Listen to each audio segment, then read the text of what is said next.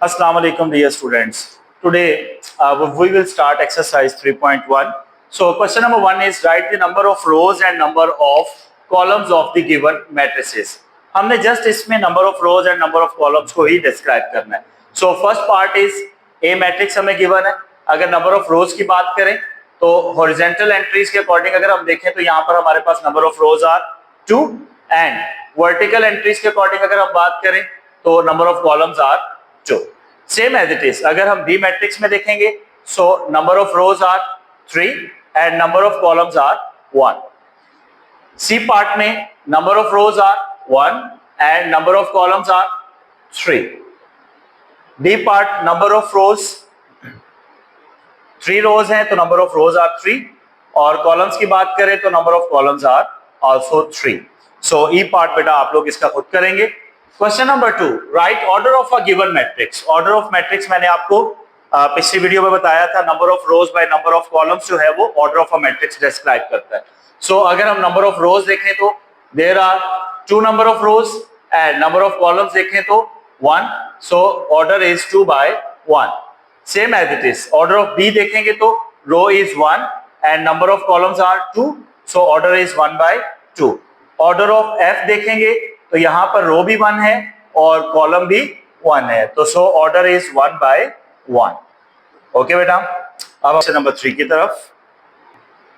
Okay तो students question number 3 discuss करने से पहले हमारा टॉपिक है इक्वल मैट्रिसेस. अब 2 मैट्रिसेस इक्वल कब होते हैं? अगर उनका ऑर्डर सेम हो और उनकी कॉरेस्पॉन्डिंग एंट्रीज सेम हो. अगर मैं बात करूं हमें 2 मैट्रिसेस मैंने आपके सामने लिखे हैं बेटा. अब इसमें ए मैट्रिक्स में अगर हम देखें तो इसका ऑर्डर क्या बनता है 2 by 2.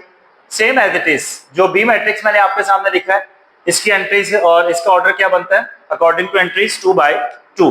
तो इसका मतलब है ऑर्डर इनका सेम है. अब अगर इनकी कॉरेस्पॉन्डिंग एंट्रीज की बात करें तो फर्स्ट रो फर्स्ट कॉलम की प्लेस पर जो एंट्री है दोनों में सेम है. Same as it is. अगर यहाँ पर 0 है तो 1 - 1 भी तो इक्वल टू 0 है. तो ये है इनकी कॉरेस्पॉन्डिंग एंट्रीज. अगर order and corresponding entries same है तो इसका मतलब है कि जो मैट्रिसेस हैं वो आपस में इक्वल हैं. क्वेश्चन नंबर 3 है which of the following matrices are equal.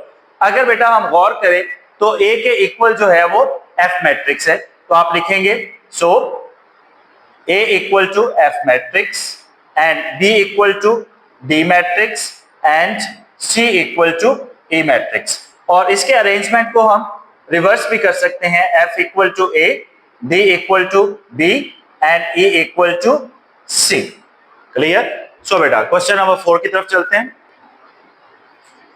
तो बेटा क्वेश्चन नंबर 4 अगर आप देखें तो इसमें हमें 2 मैट्रिसेस गिवन है और इनके सेंटर में इक्वल का साइन है. अगर हमने इसमें A B C and D की वैल्यू फाइंड आउट करनी है तो आप देखें कि मैट्रिसेस जो है वो इक्वल हैं और हमने इक्वल मैट्रिसेस की डेफिनेशन में पढ़ा कि order should be same and corresponding entries should be same. अगर हम इनकी कॉरेस्पॉन्डिंग एंट्रीज को आपस में इक्वल करें तो बेटा a+2 के इक्वल जो एंट्री आएगी that is 5, c-3 equal to 8 and d-1 equal to 6, d+4 equal to 4. इससे हमारे पास 4 इक्वेशंस फॉर्म हुई. अब इन 4 इक्वेशंस को अगर हम सॉल्व करें from equation 1 a+2 equal to 5, +2 है लेफ्ट साइड पर, राइट साइड पर शिफ्ट करेंगे तो -2. So the value of a equal to 3. Same as it is. In equation 2 -3 है, राइट साइड पे शिफ्ट होगा तो +3.